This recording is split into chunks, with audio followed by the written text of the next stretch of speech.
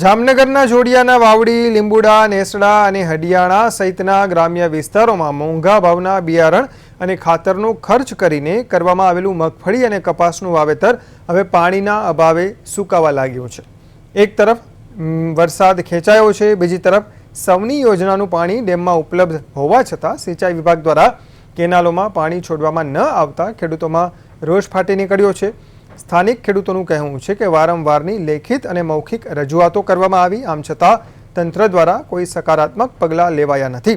જો આગામી દિવસોમાં કેનાલ મારફતે પાણી પૂરું પાડવામાં નહીં આવે તો આગોતરા અને ચોમાસું બંને પાક સંપૂર્ણપણે નાશ પામશે।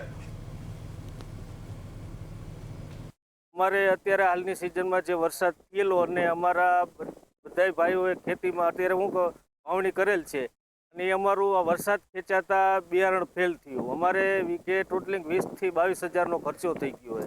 પછી અમારા દરિયાકાંઠાનો વિસ્તાર છે એટલે અમારા તાલુકાની અંદરમાં, જોડિયા તાલુકાની અંદરમાં બધે આ જ રીતના બધાને પ્રોબ્લેમ, ગામડે ગામડે આ જ રીતનું બિયારણ અમે વાવી દીધેલું છે અને બધાને આ જ પ્રોબ્લેમ છે। તો અમારી સરકાર પાસે એક માંગણી છે કે અમને કાંઈક સહાય આપે।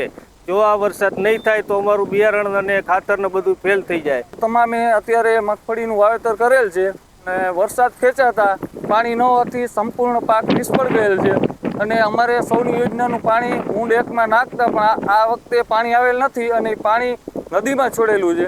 એના કારણે અમારા ગામનો પાક નિષ્ફળ ગયો છે।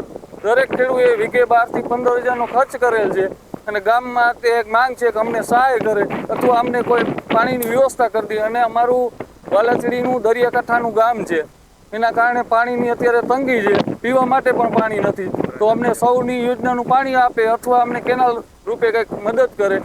આ ખેડૂત એક એવો જગતનો તાજ છે કે એની ઉપર ભરોસો કરીને વરસાદ ખેંચાણો અને વાવણી અમે કરેલી છે। તો એક વીઘે ખાતર 2250ની થેલી હતી અને એક મણના 3,000 રૂપિયા મગફળીનો ભાવ હતો। એમ કુલ બને મળી અને 10-12,000 રૂપિયા જેવો વીઘે ખર્ચો અમારે ખેડૂતને થઈ ગયો હે।